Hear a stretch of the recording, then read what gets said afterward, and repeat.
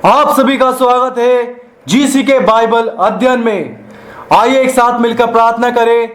परमेश्वर पिता, धन्यवाद आज के बाइबल अध्ययन के लिए। धन्यवाद परमेश्वर कि आप हमसे प्यार करते हैं और आप अपने सत्य को हम पर प्रकट करते हैं। हम प्रार्थना करते हैं कि प्रभु आज के बाइबल अध्ययन में आप अपनी सोच को हम पर प्रकट करें कि हम सभी आपके वचन को ग्रहण करें और हमारे मन में कोई भी बाधा ना हो।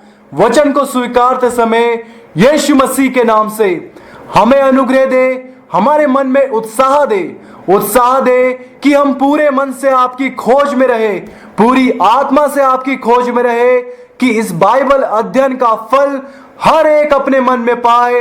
यीशु मसीह के नाम से हम आपसे प्रकाशन मांगते हैं प्रभु, उद्धार के लिए, पवित्रता के लिए, परमेश्वर के सामर्थ्य के लिए। हमारे जीवन में इस उद्देश्य को आप आज के बाइबल अध्ययन के द्वारा पूरा करना। यीशु मसीह के नाम से हमें अनुग्रह के द्वारा ऐसा मन दे कि हम पूरी तरह से आपके लिए समर्पित रहे। यीशु मसीह के नाम से प्रभु हम धन्यवाद देते हैं क्योंकि हम जानते हैं कि आपने हमारी प्रार्थना का उत्तर दिया है। यीशु मसीह के नाम से प्रार्थना करते हैं, आमीन।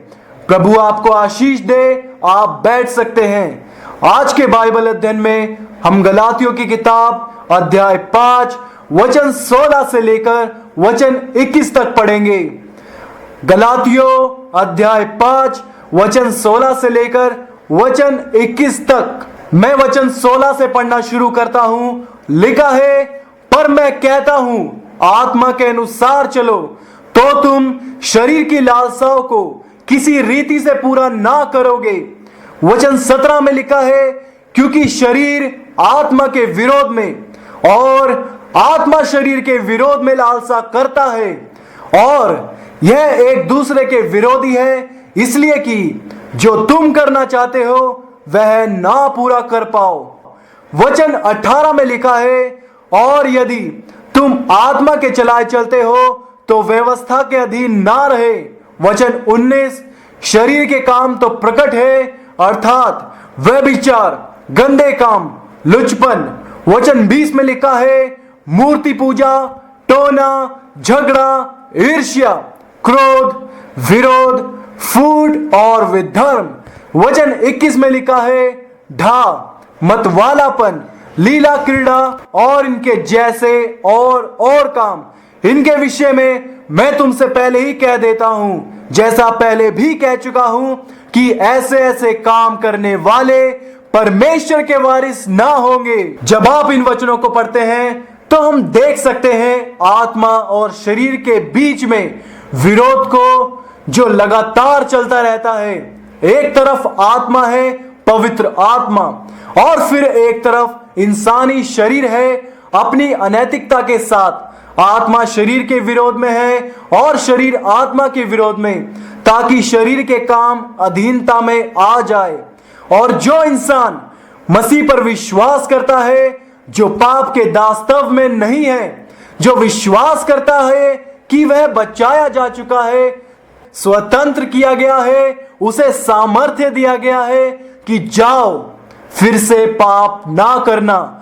परमेश्वर की आत्मा उसके जीवन को चलाएगी, उसे ऊपर उठाएगी शरीर की लालसाओं से। इसलिए यहां विरोध है, विरोध आत्मा और शरीर के बीच में। और इसका परिणाम क्या निर्धारित करता है कि आप इस विरोध के बीच में खड़े हैं। आज के विषय में हम 3 भाग को देखेंगे। भाग 1, आत्मा या शरीर का निर्णयात्मक नियंत्रण। यह दोनों एक ही समय पर आपको नियंत्रण में नहीं रख सकते। यह दोनों एक ही समय पर विश्वासी या पापी को नियंत्रण में नहीं रख सकते। या तो शरीर आपको नियंत्रण में करेगा या फिर आत्मा या शरीर का निर्णयात्मक नियंत्रण। भाग 2, शरीर के पापों की श्राप दिलाने वाली सूची। नए नियम में भी, नई वाचा में भी उन लोगों पर न्याय और श्राप है जो लगातार अपने शारीरिक पापों में फंसे रहते हैं। भाग 3, सभी मानव जाति के लिए परिवर्तन और उद्धार। परमेश्वर हमारे परिवर्तन के लिए इच्छा रखता है और हम भी चाहते हैं कि हम परिवर्तित हो जाए। और जो कोई भी स्वर्ग जाने वाला है वह जानता है कि सिर्फ एक रास्ता है स्वर्ग जाने का, और यह परमेश्वर का अनुग्रह है सभी मानव जाति के लिए परिवर्तन और उद्धार उपलब्ध है। भाग 1 की ओर देखें, आत्मा और शरीर का निर्णयात्मक नियंत्रण। हम 3 बातों को इस भाग में देखेंगे। पहला, शारीरिक अशुद्धता के बिना आत्मा की पवित्रता में चलना। दूसरा, मूर्खतापूर्ण दोष पर आत्मा में प्रबल इच्छा। तीसरा, झूठी धारणा के ऊपर आत्मा का सही तरीका। पहली बात की ओर आते हैं, शारीरिक अशुद्धता के बिना आत्मा में चलना। गलातियों अध्याय 5 वचन 16 देखेंगे। गलातियों अध्याय 5 वचन 16 में लिखा है, पर मैं कहता हूं, आपने देखा कि प्रेरित पौलुस बड़े विश्वास के साथ इस बात को कह रहा है। प्रेरित पौलुस किसी शंका के साथ बात नहीं कर रहा। तो अगर आप सुसमाचार को प्रचार करने जाए तो आपको भी सीधी तौर पर अपनी बात को रखना है। आपको अपनी बात पर निश्चय होना है कि जब कोई सुने तो वह आपकी बात को समझ सके। शंका के साथ नहीं बोलना कि सुनने वाले को भी वह बात समझ में ना आए। प्रेरित पौलुस ने कहा, पर मैं कहता हूं, आत्मा के अनुसार चलो तो तुम शरीर की लालसा को किसी भी रीति से पूरी ना कर सकोगे। प्रभु जब हमें उद्धार देते हैं, हमें परिवर्तित करते हैं, हमारे जीवन को परिवर्तित करते हैं, वह चाहते हैं कि हम आत्मा के अनुसार चले, किसी भी रीति से शरीर के अनुसार ना चले, किसी भी रीति से शारीरिक कामों को मौका नहीं देना कि वह हमसे हो। रोमियो अध्याय 8 वचन 1 में लिखा है। रोमियो अध्याय 8 वचन 1 देखेंगे, अतः अब जो मसीह यीशु में है उन पर दंड की आज्ञा नहीं, पर दंड की आज्ञा उन लोगों पर है जो मसीह से बाहर है, जो पाप में जीवन बिता रहे हैं और उसका आनंद लेते हैं, जो दुष्टता करते जा रहे हैं। दंड की आज्ञा उन पर है जिन्होंने उस ज्योति को जो संसार में आई उसे ग्रहण ना करके, प्यार ना करके अंधेरे को चुना। पर हम जब ज्योति में आते हैं, यीशु मसीह में आते हैं, तो वह हमारे जीवन पर अधिकार कर हमारे जीवन को बदल देता है और उन बातों से जो हमें दंड की ओर ले जाती है हमें स्वतंत्र करता है। और इस बात की हमारे मन में गवाही होती है कि हम परमेश्वर की संतान हैं और इस संसार में हम धर्मी और पवित्र जीवन बिताते हैं। वचन में लिखा है, अतः अब जो यीशु मसीह में है उन पर दंड की आज्ञा नहीं, क्योंकि वे शरीर के अनुसार नहीं आत्मा के अनुसार चलते हैं।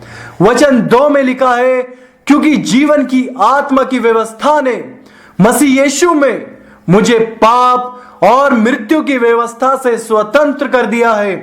परमेश्वर का अनुग्रह हमें स्वतंत्र करता है।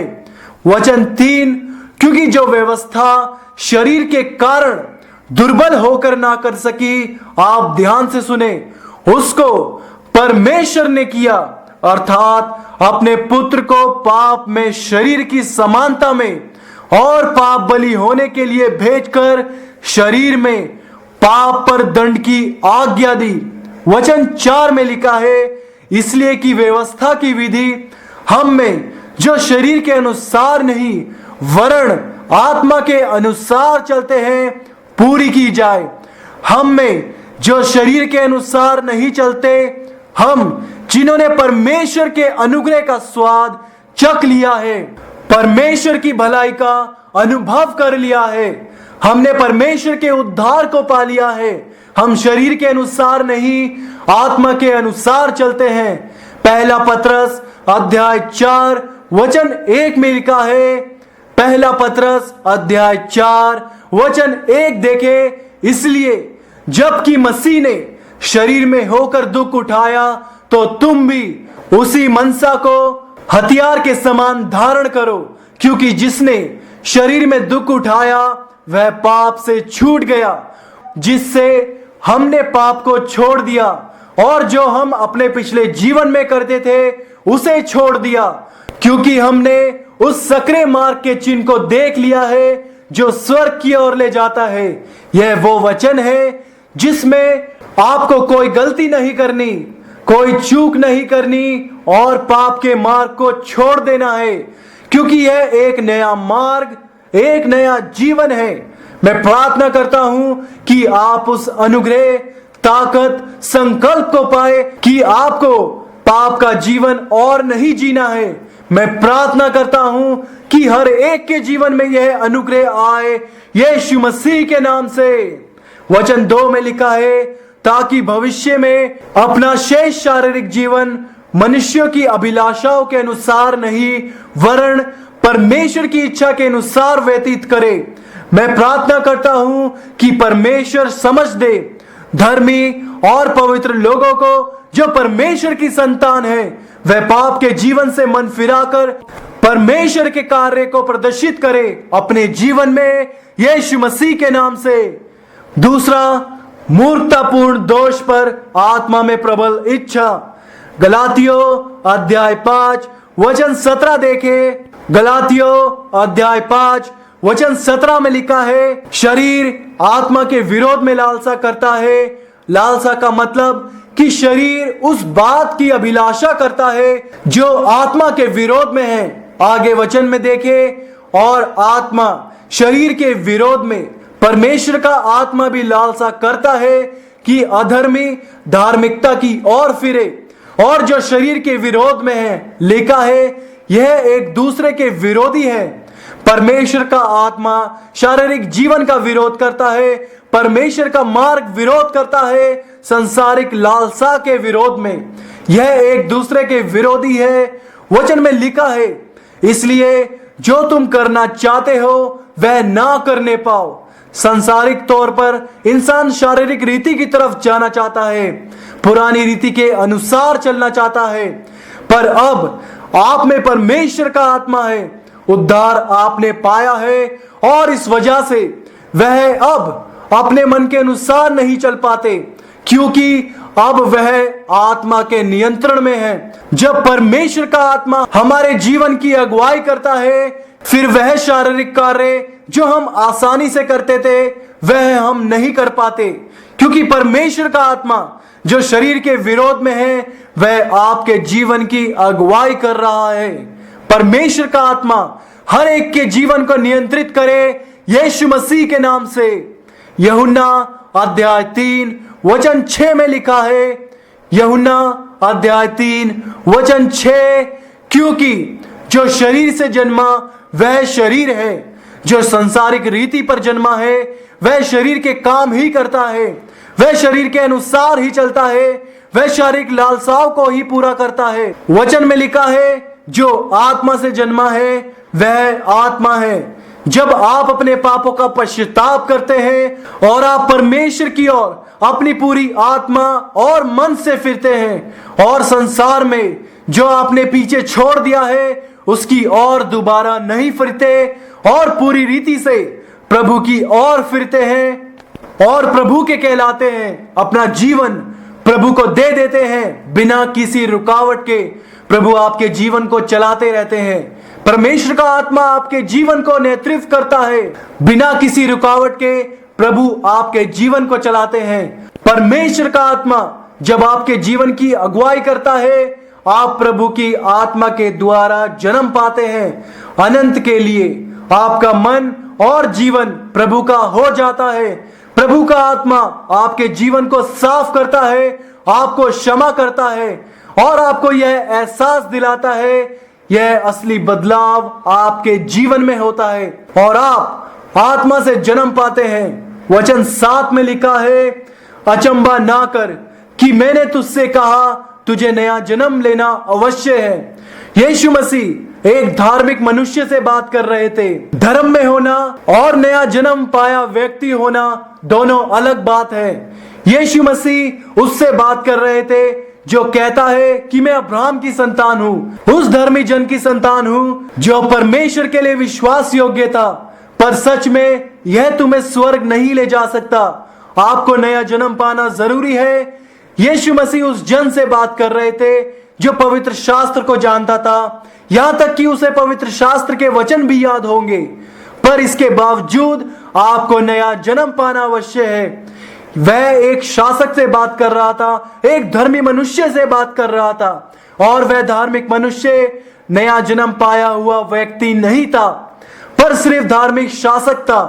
पर यीशु ने उससे कहा, तुझे नए सिरे से जन्म लेना अवश्य है। वचन 8 में लिखा है, हवा जिधर जाती है उधर चलती है और तू उसका शब्द नहीं सुनता, परंतु नहीं जानता कि कहां से आती है और किधर को जाती है। चाहे पहली शताब्दी के विश्वासी हो या इस शताब्दी के, चाहे इस चर्च के हो या अन्य किसी अलग चर्च के, वचन में लिखा है जो कोई आत्मा से जन्मा है वह ऐसा ही है। यीशु के समय में भी यही था, आज के समय में भी है। जब हम नया जन्म पाते हैं तो हर स्तर पर अलग और बेहतर रह पाते हैं। एक युवा के तौर पर, वयस्क के रूप में भी जब हम सच में नया जन्म पाते हैं तब हम पूरी तरह से एक नए माँ और पिता बनते हैं। हमारी जिंदगी पूरी तरह अलग होनी चाहिए। रोमियो अध्याय 8 वचन 5 में लिखा है, रोमियो अध्याय 8 वचन 5 देखे, क्योंकि शारीरिक व्यक्ति शरीर की बातों पर मन लगाता है। जिन्होंने नया जन्म नहीं पाया वह सिर्फ शरीर से जन्मे हैं, वह अपने जीवन में मन नहीं फिराते। परमेश्वर का आत्मा उन्हें अगुवाई नहीं करता कि वह मसीह में नई सृष्टि कहलाए। लिखा है, क्योंकि शारीरिक व्यक्ति शरीर की बातों पर मन लगाता है, परंतु आध्यात्मिक आत्मा की बातों पर मन लगाता है। आप बहुत साफ तौर पर एक अंतर को देख सकते हैं। जिन लोगों ने नया जन्म नहीं पाया है वह लोग अभी भी शरीर में हैं, और जिन्होंने नया जन्म पाया है वह आत्मा में है। वचन 6 में लिखा है, शरीर पर मन लगाना तो मृत्यु है, परंतु आत्मा पर मन लगाना जीवन और शांति है। जो नया जन्म नहीं पाए हुए हैं वह शरीर पर मन लगाते हैं, पाप में जीवन व्यतीत करते हैं। वह शरीर पर लालसा रखते हैं, क्योंकि वह शरीर पर मन लगाते हैं। वह परमेश्वर को ग्रहण योग्य नहीं है उसकी संतान के रूप में, क्योंकि वह शरीर पर मन लगाते हैं, और यह मृत्यु है। पर आध्यात्मिक के लिए लिखा है, नया जन्म पाने के बाद परमेश्वर का आत्मा हमारे जीवन की अगुवाई करता है। परमेश्वर का आत्मा हमारे को उस और अगुवाई करता है जहां जीवन और शांति है। वचन 7 में लिखा है, शरीर पर मन लगाना तो परमेश्वर से बैर रखना है। शारीरिक इंसान परमेश्वर के सिद्धांत से बैर रखता है। जो शरीर पर मन लगाता है वह परमेश्वर के मार्ग से बैर रखता है। वह बैर रखता है उस सकरे मार्ग से जो स्वर्ग की ओर ले जाता है। उसने परमेश्वर की मांग के बारे में सुना कि कैसे हम परमेश्वर के राज्य में जा सकते हैं और उसमें बने रह सकते हैं। वह उसको नहीं मानते, क्योंकि शरीर पर मन लगाना तो परमेश्वर से बैर रखना है। वचन 8 में लिखा है, और जो शारीरिक दशा में है वह परमेश्वर को प्रसन्न नहीं कर सकते। जिन्होंने नया जन्म नहीं पाया वह शारीरिक रूप से परमेश्वर को प्रसन्न नहीं कर सकते। वह व्यवहारिक रूप से परमेश्वर को खुश नहीं कर सकते। क्यों? अपनी शारीरिक दशा की वजह से, चाहे वह जवान हो या बुजुर्ग हो, आदमी हो, स्त्री हो, चाहे आप शादीशुदा हो या कुंवारे हो, चाहे कोई भी हो, अगर आपने नया जन्म नहीं पाया तो आप परमेश्वर को प्रसन्न नहीं कर सकते। अपने घर में, अपने व्यवहार में वह परमेश्वर को प्रसन्न नहीं कर सकते। वह लगातार उन चीजों को ही करते रहते हैं जो परमेश्वर के सामने गलत है, क्योंकि लिखा है, जो शारीरिक दशा में है वह परमेश्वर को प्रसन्न नहीं कर सकते। वचन 9 में लिखा है, परंतु जबकि परमेश्वर का आत्मा तुम में बसता है तो तुम शारीरिक दशा में नहीं परंतु आत्मिक दशा में हो। अगर आप कुछ करना चाहे और परमेश्वर का आत्मा आप में बसता है तो जो बात उसके विरोध में है वह आपको उस बात को करने को रोकेगा। कि आपको ऐसा व्यवहार नहीं करना, क्योंकि पवित्र आत्मा आप में बसता है। अगर किसी में मसीह का आत्मा नहीं है और वह मुझसे जवाब में कहे कि मैं इस कलीसिया से हूं या उस कलीसिया से हूं, अगर किसी के पास मसीह का आत्मा नहीं है तो वह मसीह से संबंध नहीं रखता। अगर मसीह उस व्यक्ति से उस दशा में आकर मिले और वह जन यीशु मसीह से कहे कि मैं इस कलीसिया का सदस्य हूं और उसकी चाहे कुछ भी गवाही हो, अगर उसमें परमेश्वर का आत्मा नहीं, वह यीशु मसीह से संबंध नहीं रखता। तीसरा, झूठी धारणा के ऊपर आत्मा का सही तरीका। गलातियों अध्याय 5 वचन 18 देखे। गलातियों अध्याय 5 वचन 18 में लिखा है, यदि तुम आत्मा के चलाए चलते हो तो व्यवस्था के अधीन ना रहे। अगर आप आत्मा के चलाए चलते हैं तो आत्मा आपको अशुद्धता की ओर नहीं ले जाएगा। अगर आप पवित्र आत्मा के चलाए चलते हैं तो वह आपको अधार्मिकता की ओर नहीं ले जाएगा, वह आपको शारीरिक कामों की ओर नहीं ले जाएगा, पर पवित्र आत्मा आपको शुद्धता और धार्मिकता के मार्ग पर ले जाता है। अगर हम पवित्र आत्मा के चलाए चलते हैं, पवित्र आत्मा हमें पवित्र शास्त्र के अनुसार चलाता है। अगर आपने नया जन्म पाया है और आप में पवित्र आत्मा है तो पवित्र आत्मा और पवित्र शास्त्र दोनों मिलकर कार्य करते हैं। इसलिए पवित्र आत्मा हमें पवित्र शास्त्र के अनुसार अगुवाई करता है। यीशु मसीह ने कहा, अर्थात सत्य का आत्मा जिसे संसार ग्रहण नहीं कर सकता, क्योंकि वह ना उसे देखता है और ना उसे जानता है। तुम उसे जानते हो क्योंकि वह तुम्हारे साथ रहता है और वह तुम में होगा। वह जो भी आपको सिखाता और अगुवाई करता है सत्य की ओर। तो पवित्र आत्मा हमें अगुवाई करता है सत्य की ओर। अगर पवित्र आत्मा किसी विश्वासी की अगुवाई करे शादी के विषय में, तो वह उसे अविश्वासी के साथ शादी करने को अगुवाई नहीं करेगा, क्योंकि पवित्र आत्मा पवित्र शास्त्र के अनुसार अगुवाई करता है। पवित्र आत्मा आपको उस दोस्त की संगति की ओर अगुवाई नहीं करेगा जो अभी भी पाप में है, ताकि आप दोनों ना तो आपस में मन बांटो, ना साथ में पाप के साथ आनंद करो, क्योंकि पवित्र आत्मा परमेश्वर की इच्छा के अनुसार अगुवाई करता है। लिखा है, तुम उनके बीच में से निकलो और अलग रहो, तो मैं तुम्हारा पिता और तुम मेरे बेटे और बेटियां होंगे। जब हम पवित्र आत्मा के द्वारा अगुवाई पाते हैं तो परमेश्वर के वचन के अनुसार चलते हैं। अगर कोई किसी से कहे, आप ऐसे क्यों कर रहे हैं, और वह बोले, मुझे पवित्र आत्मा ने ऐसा करने को कहा है, फिर वह जन उसे बोले, ऐसा पवित्र शास्त्र में बाइबल में नहीं लिखा और यह बाइबल के विरोध में है, और वह फिर भी यह कहे कि पवित्र आत्मा ने मुझसे कहा है, नहीं, आप ऐसा मत बोले। बाइबल में देखे, पवित्र आत्मा हमें सिधाई में अगुवाई करता है। परमेश्वर के वचन में लिखा है, यदि तुम आत्मा के चलाए चलते हो तो व्यवस्था के अधीन ना रहे। रोमियो अध्याय 8 वचन 14 में लिखा है, सभी खोले, रोमियो अध्याय 8 वचन 14। इसलिए कि जितने लोग आत्मा के चलाए चलते हैं, आप आत्मा के द्वारा आखिरी बार कब चलाए चले थे? आपके फैसले में, आपके व्यवहार में, आपके कार्य में, आपके चुनाव में। क्या आप परमेश्वर के आत्मा के एक निश्चित अगुवाई में बता सकते हैं? आपके आने जाने में, आपके कार्य में क्या आप बता सकते हैं कि कैसे पवित्र आत्मा ने आपको चलाया?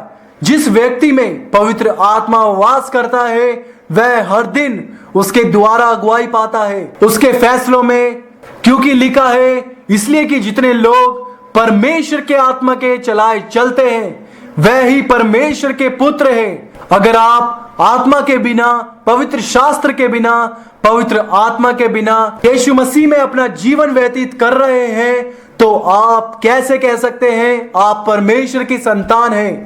परमेश्वर की संतान बनने के लिए हमें हर बात में, हर वक्त में पवित्र आत्मा के द्वारा चलना होगा।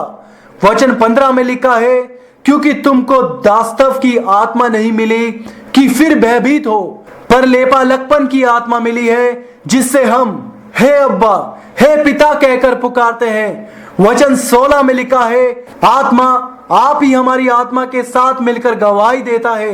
अगर आप कुछ करते हैं तो परमेश्वर का आत्मा गवाही देता है कि मैंने तुम्हें उस और अगुवाई किया था। अगर आप कहीं जाए तो उसका नतीजा हो कि परमेश्वर के आत्मा ने आपको वहां अगुवाई किया। अगर आपने किसी बात की योजना बनाई है तो उसका फल हो कि परमेश्वर के आत्मा ने आपको वहां अगुवाई किया। जो इस बात की समझ रखते हैं कि परमेश्वर का आत्मा हर वक्त उन्हें अगुवाई करता है, वह जानते हैं कि आत्मा आप ही हमारी आत्मा के साथ मिलकर गवाही देता है कि हम परमेश्वर की संतान हैं। अगर आप कहे कि मैं परमेश्वर की संतान हूं और पवित्र आत्मा कहे मैं इस विषय में नहीं जानता और परमेश्वर का वचन आपकी गवाही के पक्ष में ना हो, तो आप कहां पर खड़े होंगे? अगर आप कहते हैं कि आप परमेश्वर की संतान हैं, तो आपको धार्मिकता के मार्ग की अगुवाई में चलना होगा। वचन 17 में लिखा है, और यदि संतान है तो वारिस भी, वरन परमेश्वर के वारिस और मसीह के संगी वारिस है, कि जब हम उसके साथ दुख उठाए तो उसके साथ महिमा भी पाए। मैं प्रार्थना करता हूं कि हम सब धार्मिकता के मार्ग की अगुवाई में चलते रहे, यीशु मसीह के नाम से, आमीन। भजन संहिता 143 वचन 8 में लिखा है, अपनी करुणा की बात मुझे शीघ्र सुना, क्योंकि मैंने तुझ पर भरोसा रखा है। जिस मार्ग में मुझे चलना है मुझे बता दे, क्योंकि मैं अपना मन तेरी ओर लगाता हूं। यही अभिलाषा, यह प्रार्थना हर परमेश्वर की संतान की होनी चाहिए। जिस मार्ग में मुझे चलना है मुझे बता दे, क्योंकि मैं अपना मन तेरी ओर लगाता हूं। वचन 10 में लिखा है, मुझको यह सिखा कि मैं तेरी इच्छा कैसे पूरी करूं। आप प्रभु के पास आते हैं और कहते हैं कि मुझे ज्यादा बातों का नहीं पता कि कल क्या होगा, मुझे नहीं पता इस फैसले का नतीजा क्या होगा, पर परमेश्वर जानता है। वह आज से पहले कल को जानता है, वह उत्पत्ति से पहले अंत के बारे में जानता था। लिखा है, मुझको यह सिखा कि मैं तेरी इच्छा कैसे पूरी करूं।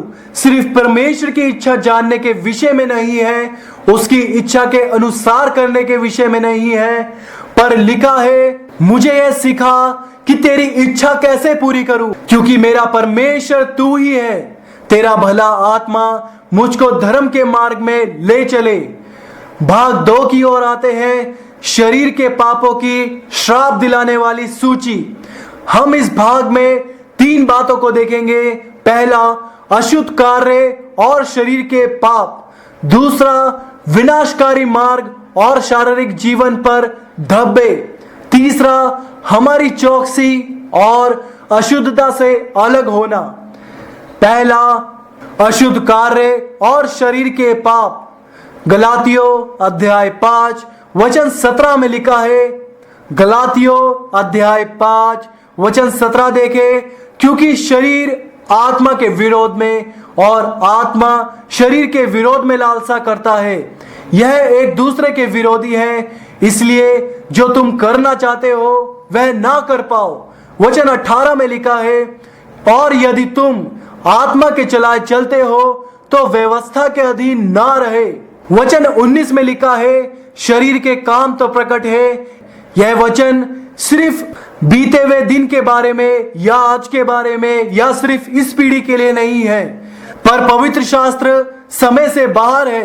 परमेश्वर का वचन एक समान बना रहता है। लिखा है, आकाश और पृथ्वी टल जाएंगे पर परमेश्वर का वचन ना टलेगा।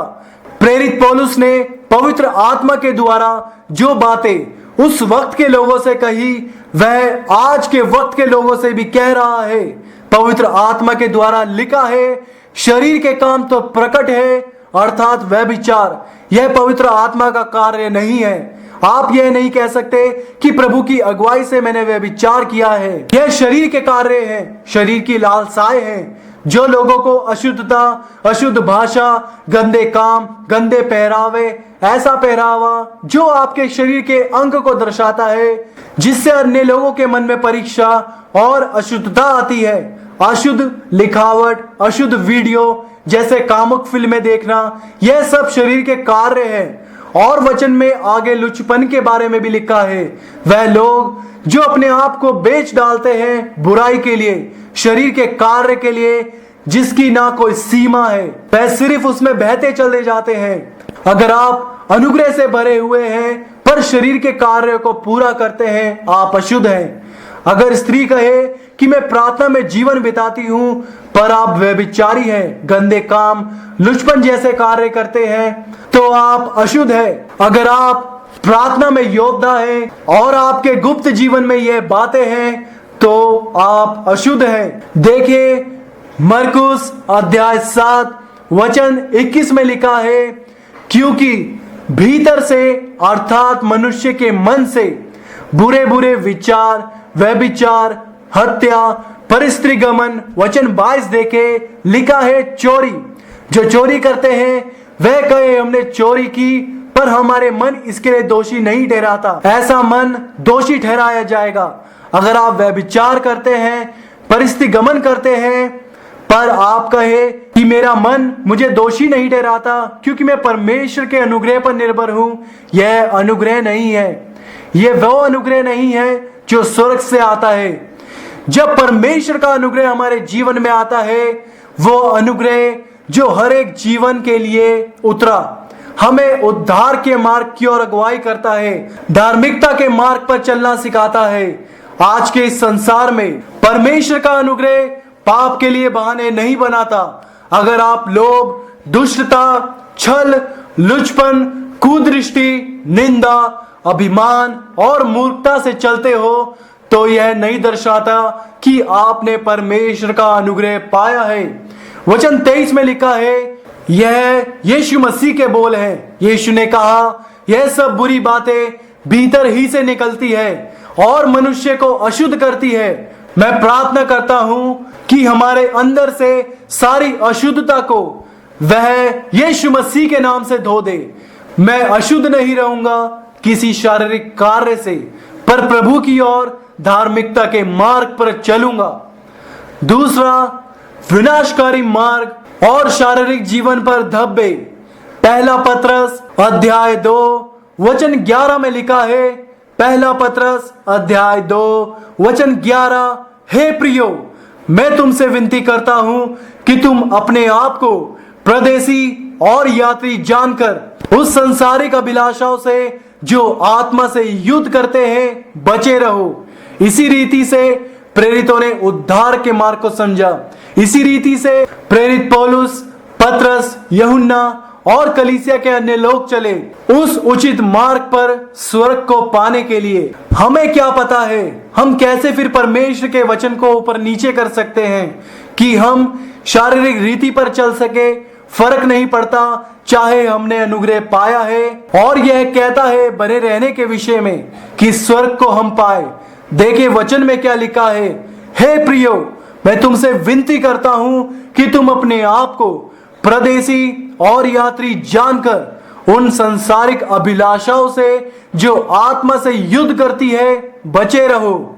रोमियो अध्याय 3 वचन 12 में लिखा है, रोमियो अध्याय 3 वचन 12, सब भटक गए हैं, सबके सब निकम्मे बन गए हैं, कोई भलाई करने वाला नहीं, एक भी नहीं।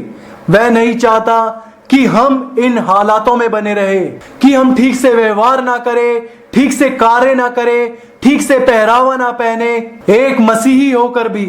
वह नहीं चाहता कि हम संसारिक रीति पर जिए, संसारिक विधान पर चले, अपने नंगपन को ना ढके जैसे आज का पहरावा है। वह चाहता है कि हम स्वर्ग राज्य के योग्य पहरावा पहने। वह चाहता है कि हम स्वर्ग राज्य के योग्य बने। वचन 13 में लिखा है, उनका गला खुली हुई कब्र है, उन्होंने अपनी जीभों से छल किया है, उनके होठों में सांपों का विष है। वचन 14, उनका मुंह श्राप और कड़वाहट से भरा है। वचन 15, उनके पांव लहू बहाने की ओर फुर्तीले हैं। वचन 16, उनके मार्गों में नाश और कलेश है। वचन 17, उन्होंने कुशल का मार्ग नहीं जाना। इसका अर्थ यह है कि उन्होंने उद्धार नहीं पाया।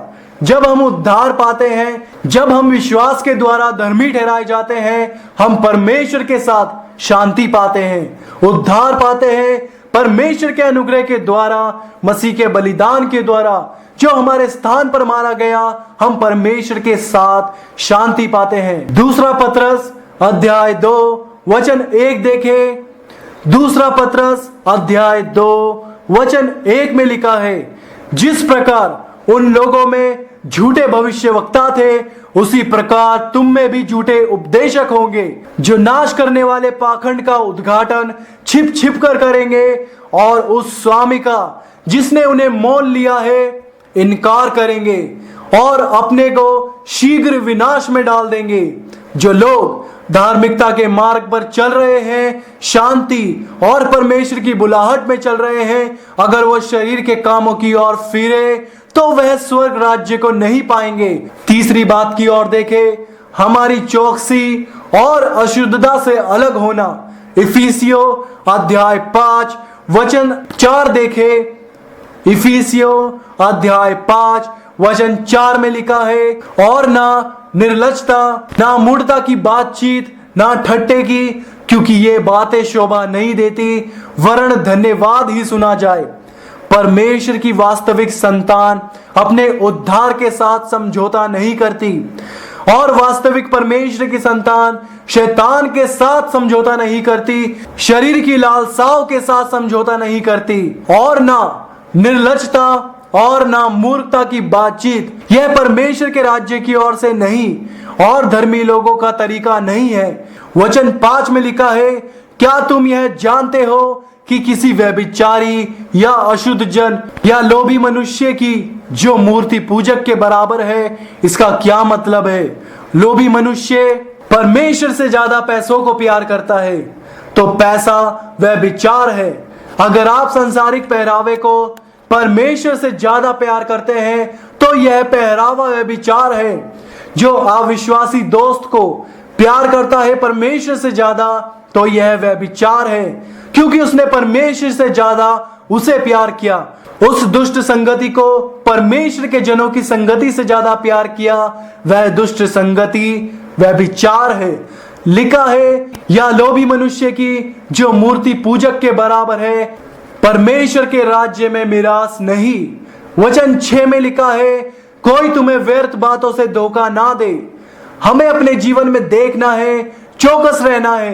कुछ लोग होते हैं कि कोई उनके पास आकर कहे और बोले तुम्हें यह करना होगा, तो वे सच में उसे करेंगे। अगर कोई बाहर से आए और आपको आकर कुछ बुराई करने को कहे, जबकि आपके मन में कोई दुष्टता नहीं, तो आपका मन उसे नहीं करेगा। यह ऐसा है कि कोई मछली से आकर कहे कि तुम उड़ोगे, पर मछली में ऐसा कुछ नहीं जिससे वह उड़ सकती है। मछली उन शब्दों का पालन नहीं कर सकती। अगर कोई चिड़िया से उड़ने की बजाय नदी में तैरने को कहे, पर चिड़िया में ऐसा कुछ नहीं कि वह तैर सके। अगर कोई आपसे कहे और आपको सलाह दे कि आप क्यों नहीं इसे करते, अगर आपके अंदर वो बात नहीं है, आप वह नहीं कर पाएंगे। तो ऐसे ही जब आप नया जन्म पाते हैं, परमेश्वर की संतान बनते हैं, और बाहर से कोई दोस्त, पड़ोसी जो आपके भाई की तरह है, बहन की तरह है, वह आप पर प्रभाव डाले कि आप बुराई करें, आप वह बुराई नहीं करेंगे, क्योंकि वह आपके अंदर नहीं है। जब हम उद्धार पाते हैं, नया जन्म पाते हैं, सच्ची परमेश्वर की संतान बनते हैं, अगर हमारे मन में बुराई की इच्छा, व्यभिचार, झूठ, छल है, तो लिखा है, कोई तुम्हें व्यर्थ बातों से धोखा ना दे, क्योंकि इन्हीं कामों के कारण परमेश्वर का क्रोध आज्ञा ना मानने वालों पर भड़कता है। दूसरा कुरिन्थियों अध्याय 7 वचन 1 में लिखा है। दूसरा कुरिन्थियों अध्याय 7 वचन 1 देखे, अतः हे प्रियो, जबकि यह प्रतिज्ञाएं हमें मिली है, तो आओ हम अपने आप को शरीर और आत्मा की सब मलिनता से शुद्ध करें। परमेश्वर का वादा क्या है? परमेश्वर हमें स्वर्ग में ले जाना चाहता है। वह नहीं चाहता कि कोई भी नाश हो, पर सब पश्चाताप करे। परमेश्वर हमसे प्यार करते हैं। उन्होंने यीशु मसीह को भेजा और उन्होंने कहा कि जो कोई भी प्रभु के नाम को पुकारेगा वह उद्धार पाएगा। लिखा है, अतः हे प्रियो, जबकि यह प्रतिज्ञा हमें मिली है, तो आओ हम अपने आप को शरीर और आत्मा की सब मलिनता से शुद्ध करके और परमेश्वर का भय रखते हुए पवित्रता को सिद्ध करें, ना कि पवित्रता से बचे। लिखा है, सबसे मेल मिलाप रखो और उस पवित्रता की खोज में रहो जिसके बिना कोई प्रभु को नहीं देख सकता। जब पवित्रता हमारे जीवन को परिवर्तित करती है, जब पवित्रता हमारे मन में होती है और हम परमेश्वर के पास आते हैं, तो वह हमारे जीवन को परिवर्तित करता और विश्वास से हम पवित्रता में बने रहते हैं। इसी प्रकार हम पवित्रता को सिद्ध करें और प्रभु का भय माने। भाग 3 की ओर आते हैं, सभी मानव जाति के लिए परिवर्तन और उद्धार। हम इस भाग में 3 बातों को देखेंगे। पहला, पापी आत्मा जो परमेश्वर के राज्य के वारिस ना होंगे। दूसरा, उद्धार पाई हुई आत्मा जो परमेश्वर के राज्य के वारिस होंगे। तीसरा, दृढ़ संत जो परमेश्वर के राज्य के अधिकारी होंगे। पहला, पापी आत्मा जो परमेश्वर के राज्य के वारिस ना होंगे। गलातियों अध्याय 5 वचन 21 दोबारा से पढ़ेंगे। लिखा है, ढा, मतवालापन, लीला क्रीड़ा और इनके जैसे और काम, इनके विषय में मैं तुमसे पहले ही कह देता हूं, जैसा पहले भी कह चुका हूं, कि ऐसे ऐसे काम करने वाले परमेश्वर के राज्य के वारिस ना होंगे। यह जो ढा करते हैं उनके विषय में बात कर रहा है। वह लोग अपने पद के कारण, अपनी संपत्ति के कारण, अपने पति या पत्नी के कारण, अपने परिवार के कारण, उस बात के कारण जो उनके पास है और आपके पास नहीं, ढा करते हैं और फिर आप भी उस कोशिश में लग जाते हैं कि मुझे भी उससे बेहतर बनना है, उनसे बड़ा बनना है। ऐसा करने से आप परमेश्वर के राज्य को खो देंगे। यह मतवालेपन के विषय में बात करता है। अगर आप शराब, नशीले पदार्थ लेते हैं और उसके आदी हो जाते हैं, संसारिक लोगों की तरह नशीले पदार्थ के आदी हो जाते हैं, गंदा पहरावा पहनते हैं और इनके जैसे और काम है, इनके विषय में मैं तुमसे पहले ही कह देता हूं, न्याय का दिन आने वाला है। लिखा है, जैसा पहले भी कह चुका हूं। प्रेरित पौलुस अपनी बोली हुई बात को ना तो बदल कर बोल रहा है, ना ही अपने कथन को बदल रहा है। लिखा है, मैं तुमसे पहले ही कह देता हूं, जैसे पहले भी कह चुका हूं, कि ऐसे ऐसे काम करने वाले परमेश्वर के राज्य के वारिस ना होंगे। पहला कुरिन्थियों अध्याय 6 वचन 9 में लिखा है। पहला कुरिन्थियों अध्याय 6 वचन 9, क्या तुम नहीं जानते? आपको यह जानना जरूरी है। क्या तुम नहीं जानते कि अन्यायी लोग परमेश्वर के राज्य के वारिस ना होंगे? धोखा ना खाओ, ना वेश्यगामी, ना मूर्ति पूजक, ना परस्त्रगामी, ना लुच्चे, ना पुरुषगामी। वचन 10 में लिखा है, ना चोर, ना लोभी, ना पियक्कड़, ना गाली देने वाले, ना अधेर करने वाले परमेश्वर के राज्य के वारिस ना होंगे।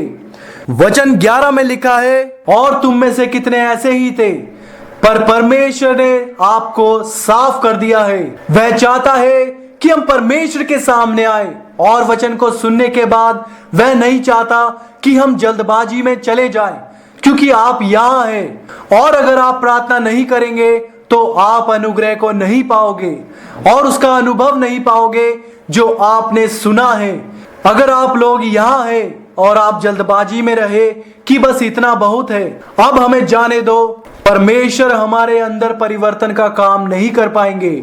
लिखा है, तुम में से कितने ऐसे ही थे, परंतु तुम प्रभु यीशु मसीह के नाम से और हमारे परमेश्वर के आत्मा से धोए गए हो और पवित्र हुए और धर्मी ठहरे। मैं प्रार्थना करता हूं यह कार्य हर एक के मन में हो, यीशु मसीह के नाम से।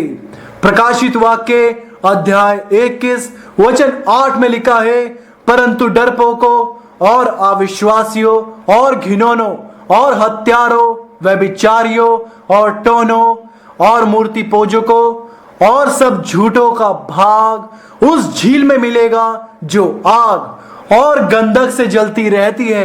यह दूसरी मृत्यु है।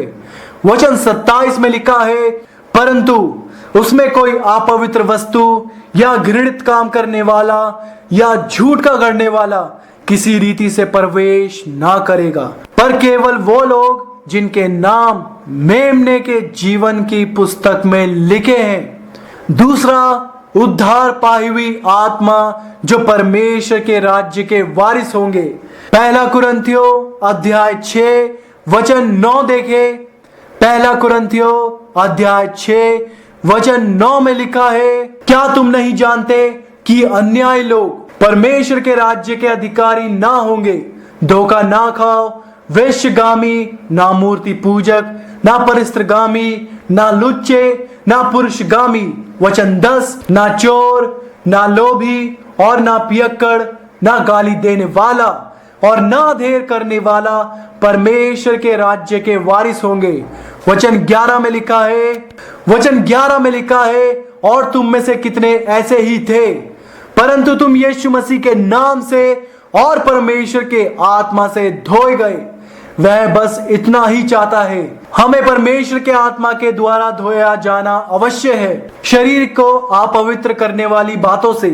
लिखा है, हमारे परमेश्वर के आत्मा से धोए गए और पवित्र हुए। वह चाहता है हमें पवित्र करना, एक नई सृष्टि बनाने के लिए, एक नई वाचा हमारे साथ रखने के लिए, कि हमारा मन नया हो जाए।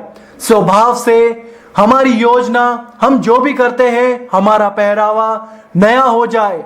हम दिलचस्पी नहीं रखते किसी को आकर्षित करने में, किसी को गिराने में, किसी को अपवित्र करने में। जब हम स्वर्ग की ओर आते हैं, लिखा है, परंतु तुम प्रभु यीशु मसीह के नाम से हमारे परमेश्वर के आत्मा से धोए गए और पवित्र हुए और धर्मी ठहरे हो। दूसरा पतरस अध्याय 3 वचन 9 में लिखा है, दूसरा पतरस अध्याय 3 वचन 9, प्रभु अपनी प्रतिज्ञा के विषय में देर नहीं करता, जैसी देर कुछ लोग समझते हैं, पर तुम्हारे विषय में धीरज धरता है और नहीं चाहता कि कोई नष्ट हो। वह नहीं चाहता कि कोई पापी नष्ट हो। वह नहीं चाहता कि जो प्रभु से फिर गया है वह नष्ट हो जाए। वह नहीं चाहता कि वह जन नष्ट हो जो पहले प्रभु को जानता था पर अब पुराने मार्ग की ओर चला गया है। वह नहीं चाहता कि वह नहीं चाहता था कि उड़ाऊ पुत्र नाश हो। वह नहीं चाहता कि वह लोग नष्ट हो जो पहले प्रभु की पवित्रता और धार्मिकता पर विश्वास करते थे, पर वह अब इस विषय में गंभीर नहीं रहे। वह उनके उन पहले प्यार के विषय को याद करके नहीं चाहता कि वह नष्ट हो। वह चाहता है कि वह सब लोग लौट आए। वह चाहता है कि वह आए और प्रार्थना करे। वह चाहता है कि वह फिर से परमेश्वर से मेल मिलाप करे, क्योंकि लिखा है कि प्रभु अपनी प्रतिज्ञा के विषय में देरी नहीं करता, जैसी देरी कुछ लोग समझते हैं, पर तुम्हारे विषय में धीरज धरता है और नहीं चाहता कि कोई नष्ट हो, वरन यह है कि सबको मन फिराव का अवसर दे। तीसरी बात की ओर आते हैं, दृढ़ संत जो परमेश्वर के राज्य के अधिकारी हैं।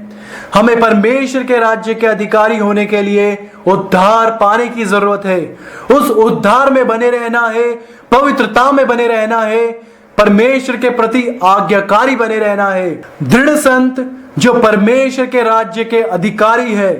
इब्रानियों अध्याय 6 वचन 11 में लिखा है, इब्रानियों अध्याय 6 वचन 11, पर हम बहुत चाहते हैं कि तुम में से हर एक जन अंत तक पूरी आशा के लिए ऐसा ही प्रयत्न करता रहे। यीशु मसीह ने कहा, अधर्म के बढ़ने से बहुतों का प्रेम ठंडा पड़ जाएगा, परंतु जो अंत तक धीरज धरे रहेगा उसी का उद्धार होगा। यहाँ पर भी प्रभु का आत्मा यही प्रकट करता है कि हर एक जन अंत तक पूरी आशा के लिए ऐसा ही प्रयत्न करता रहे। वचन 12 में लिखा है, ताकि तुम आलसी ना हो जाओ। तुम्हें प्रार्थना में आलसी नहीं होना, प्रभु की खोज में आलसी नहीं होना, परमेश्वर को स्मरण करने में आलसी नहीं होना। लिखा है, ताकि तुम आलसी ना हो जाओ, वरन उनका अनुसरण करो जो विश्वास और धीरज के द्वारा प्रतिज्ञाओं के वारिस होते हैं। इब्रानियों अध्याय 12 वचन 1 देखें। इब्रानियों अध्याय 12 वचन 1 में लिखा है, इस कारण जबकि गवाहों का ऐसा बड़ा बादल हमको घेरे हुए है, तो आओ हर एक रोकने वाली वस्तु और उलझाने वाले पाप को दूर करके वह दौड़ जिसमें हमें दौड़ना है, धीरज से दौड़े। वचन 2 में लिखा है, और विश्वास के कर्ता और सिद्ध करने वाले यीशु मसीह की ओर ताकते रहे। वह जो उससे फिर जाते हैं उन्हें फिर से स्थापित करता है। उसी की ओर ताकते रहे। वह जो सामर्थी है हमें पवित्र ठहराने में, यीशु मसीह की ओर ताकते रहे।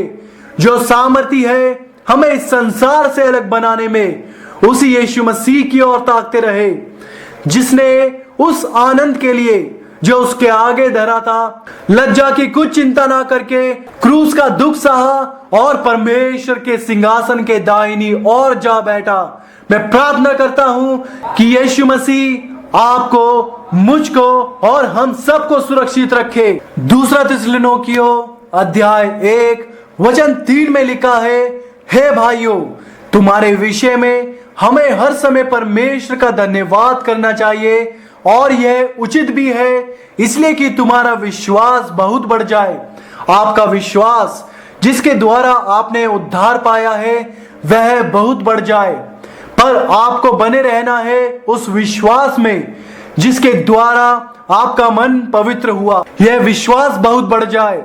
आपको विश्वास जो आपको साहस देता है और आपको वेदी की ओर लाता है, और आप कहते हैं, हाँ मैं प्रभु के पीछे चलूंगा अपने पूरे जीवन भर और पीछे मुड़कर नहीं देखूंगा। यह विश्वास बहुत बढ़ जाए।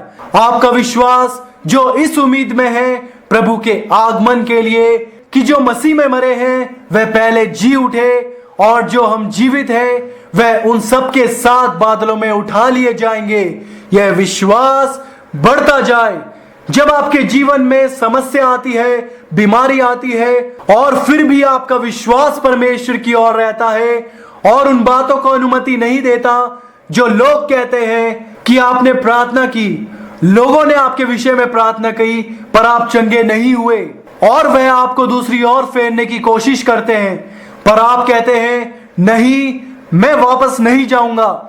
मैं अपने जीवन का अंत उन लोगों पर निर्भर नहीं होकर करूंगा जो सुसमाचार को नहीं जानते, चाहे जो कुछ हो जाए, क्योंकि आपका परमेश्वर सिंहासन पर बैठा है और वह कभी विफल नहीं होता। यह विश्वास बढ़ता जाए और तुम सबका प्रेम आपस में बहुत ही बढ़ता जाता है। आशा और प्रेम बढ़ता जाए। जब प्रभु का आगमन हो, वह आपको धार्मिकता में चलता हुआ पाए, दृढ़ता से खड़ा हुआ पाए, उस मार्ग में जो आपको स्वर्ग ले जाता है, और आप उस पवित्रता में बने हुए हैं, और आप जो भी करते हैं अपने कार्यों में, अपने आने जाने में, आप उस पवित्रता में करते हैं जिसके बिना कोई प्रभु को देख नहीं सकता, तो उसे आपसे कुछ भी नहीं चाहिए होगा यीशु मसीह के नाम से। हे भाइयों, तुम्हारे विषय में हमें हर समय परमेश्वर का धन्यवाद करना चाहिए, और यह उचित भी है, इसलिए कि तुम्हारा विश्वास बहुत बढ़ता जाए और तुम सबका प्रेम आपस में बहुत ही बढ़ता जाता है। मैं प्रार्थना करता हूं कि आज जो हमने सीखा है, परमेश्वर यीशु मसीह के नाम से आपके मन में इन सभी बातों को लिखे। आपके मन में जो भी अनुग्रह की जरूरत है, प्रभु से जब आप आज प्रार्थना करें, प्रभु से पूरा करें यीशु मसीह के नाम से। मैंने कहा प्रभु आपके लिए ऐसा ही करेगा। आप खड़े हो जाए और प्रभु से प्रार्थना के द्वारा बात करें। कहे कि प्रभु मैं यहाँ हूं, मैं आपके सामने अपने मन, अपने अनुभव को रखता हूं कि मैं वो इंसान बनूं जो आपने मुझे बनने के लिए बुलाया है। प्रभु में स्थिर बने रहे और चलते रहे।